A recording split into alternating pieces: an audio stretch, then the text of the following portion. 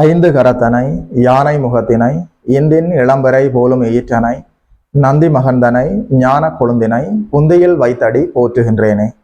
நமக்கு ஜோதிட ஞானத்தையும் கிரியா யோகத்தையும் தந்த குருமார்களுக்கு நன்றி. ஜோதிட சொந்தங்களுக்கு வணக்கம்.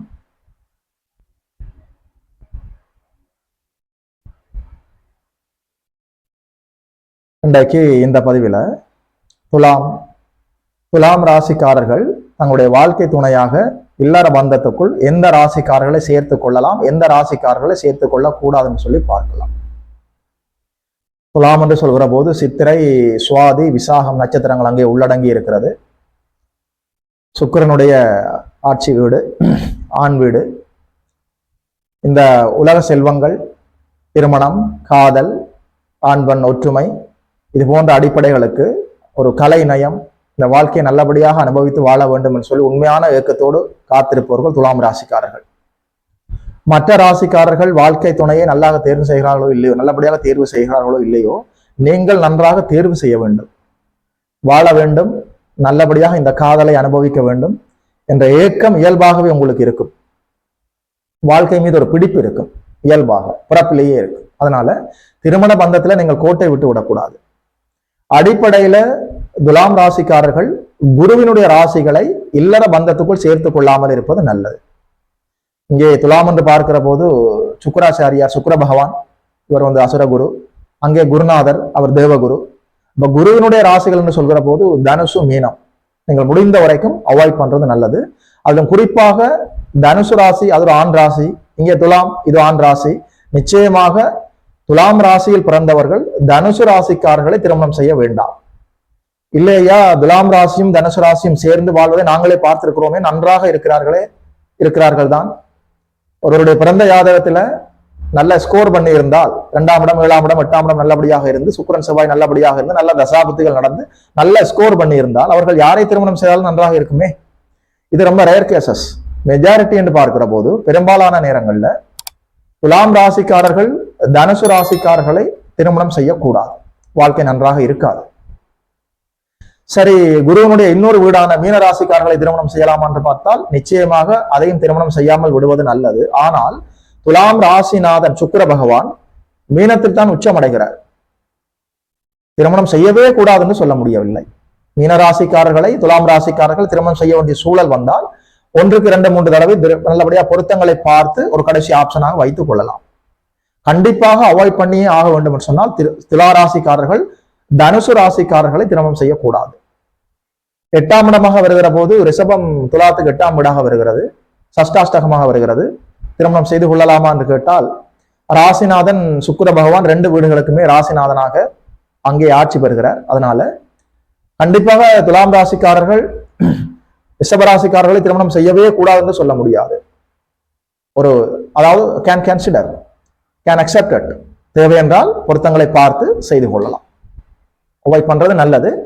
ஒரு சூழல் அப்படி வருகிற போது, இயல்பாக அந்த மாதிரி ஒரு சூழல் இயல்பாக அந்த மாதிரி ஒரு சூழல் வருகிற போது, அதாவது துளாராசிக்காரர்கள் ரிஷபராசிக்காரர்களை திருமணம் செய்வதற்கான சூழல் இயல்பாக வருகிற போது 1க்கு 2 தடவை பொருத்தங்களை பார்த்து செய்து கொள்ளலாம். முழுவதுமாக புறக்கணிக்க வேண்டும் என்றால் துலா ராசிக்காரர்கள் தனுசு ராசிக்காரர்களை இல்லற பந்தத்துக்குள், லவ் ரிலேஷன்ஷிப்புக்குள்ள, உங்களுடைய மேரேஜ் மேட்சிங்குள்ள, திருமண பந்தத்துக்குள்ள கொண்டு வரவே கூடாது. மாறாத விதி, சரியாக புரிந்து கொள்ளுங்கள். சரி, வேறு எந்தெந்த, அதாவது துலா ராசிக்காரர்களுக்கு நிறைய ஆப்ஷன் இருக்கிறது. தனுசு ராசிக்காரர்கள் தான் நிச்சயமாக பொருந்த மாட்டார்கள், மற்றபடி ஆப்ஷன் நிறைய இருக்கிறது. அதே நேரத்தில் விருச்சிக ராசிக்காரர்களையும் கடைசியாக ஒரு ஆப்ஷனாக வைத்துக் கொள்ளலாம். மற்றபடி நிறைய ஆப்ஷன் இருக்கிறது. நிறைய ராசிக்காரர்கள் துலாம் ராசிக்காரர்களுக்கு பொருந்தி வருவார்கள். இந்த பூமியிலேயே ஒரு இல்லற சுகத்தை அனுபவித்து, காதலை அனுபவித்து, ஒரு ஆண் பெண்ணாக வாழக்கூடிய ஒரு பாக்கியத்தோடு இயல்பாக பிறப்பிலேயே இருப்பது துலாம் ராசிக்காரர்களுக்கு தான். இந்த வாழ்வை, இந்த உலக இன்பங்களை அனுபவிப்பதற்கென்றே பிறந்தவர்கள் நீங்கள். அதனால நீங்கள் இல்லற பந்தத்தை தேர்வு செய்கிற போது கோட்டை விட்டு விடக்கூடாது. சரியாக நீங்கள் புரிந்து கொள்ள வேண்டும். தனுசு ராசிக்காரர்களை துலாம் ராசிக்காரர்கள் முடிந்த வரைக்கும் உங்களுடைய நட்பு வட்டம், உங்களுடைய தொழில் கூட்டாளிகள், குறிப்பாக இல்லற பந்தத்துக்குள்ள துலாம் ராசிக்காரர்கள் தனுசு ராசிக்காரர்களை சேர்த்து கொள்ளாமல் இருப்பது நல்லது. இந்த ஒரு விடயத்துல தான் நீங்கள் தெளிவாக இருக்க வேண்டும். ஒரு மனிதருடைய பிறந்த ஜாதகத்துல 2ஆம் இடம், 7ஆம் இடம், 8ஆம் இடம் திருமண பந்தத்திற்கு முக்கியமான இடங்கள். 2ஆம் இடம் என்று சொல்கிற போது உங்களுடைய குடும்ப வீடு, 7ஆம் இடம் என்று சொல்கிற போது உங்களுடைய களத்திரம், கணவன் என்றால் மனைவி, மனைவி என்றால் கணவன். 8ஆம் இடம் என்று சொல்கிற போது உங்களுடைய மாங்கல்ய ஸ்தானம். 8ஆம் இடத்திலே நிற்கிற ஒரு அசுப கிரகம் 2ஆம் வீட்டை நேரடியாக பார்த்து கெடுக்கும். 8ஆம் இடத்திலே இருக்கிற ஒரு சுப கிரகம் 2ஆம் இடத்தை பார்த்து வளர்க்குமே. சமசப்தமமாக 8ஆம் இடத்துல நிற்கிற கிரகம் 2ஆம் இடத்தை பார்க்கும். அதனால 2, 7, 8ஆம் இடங்கள் ஒரு மனிதனுடைய வாழ்க்கையில கெட்டு போகக்கூடாது, நல்லபடியாக இருக்க வேண்டும்.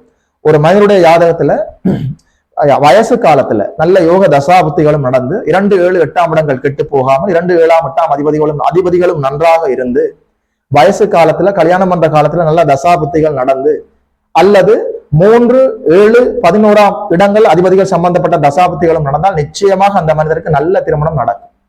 அந்த திருமண வாழ்க்கை நிலைக்கும் பயன் தரும். அடிப்படையில துலாம் ராசிக்காரர்கள் தனுசு ராசிக்காரர்களை திருமணம் செய்யாமல் இருப்பது சேஃப். அடிப்படையான விடயம், மாறாத விதி. மீன ராசிக்காரர்களை திருமணம் செய்ய வேண்டிய கட்டாயம் ஒரு சூழ்நிலை வந்தால் 1க்கு 2, 3 தடவை பொருத்தங்களை பார்த்து செய்து கொள்ளலாம். சஷ்டாஷ்டகமாக வருகிற 8ஆம் வீடான ரிஷப ராசிக்காரர்களை துலாம் ராசிக்காரர்கள் திருமணம் செய்ய வேண்டிய சூழல் ஏற்பட்டால் 1க்கு 2, 3 தடவை பொருத்தங்களை பார்த்து செய்து கொள்ளலாம். விருச்சிக ராசிக்காரர்களையுமே கடைசி ஆப்ஷனாக வைத்துக் கொள்ளலாம். அதே நேரத்துல துலாம் ராசிக்காரர்கள் துலாம் ராசியை திருமணம் செய்ய வேண்டிய சூழல் வந்தால் ஏக ராசியை திருமணம் செய்யலாமா என்றால் செய்யக்கூடாது. வேறு வழி இல்லாமல் உங்களுக்குமே ஒரு 30, 35 வயதுகளை கடந்து போய் கொண்டிருக்கிறது, கடைசி ஆப்ஷனாகத்தான் இருக்கிறது. என்ன செய்யலாம் என்று கேட்டால், ஒரே நட்சத்திரமாக வரக்கூடாது, தசையை சந்தித்து விடக்கூடாது, தசா சந்தி வந்து விடக்கூடாது. ஒரே நட்சத்திரமாக இல்லாமல் ஆண் நட்சத்திரம் முன்பாகவும் பெண் நட்சத்திரம் பின்பாகவும் வந்து தசா சந்திப்பு பொருத்தம் நல்லபடியாக இருக்கிற போது ஏகராசியை திருமணம் செய்வதற்கான கடைசி ஆப்ஷன் இருக்கிறது. அதை நீங்க பார்த்து கொள்ளலாம்.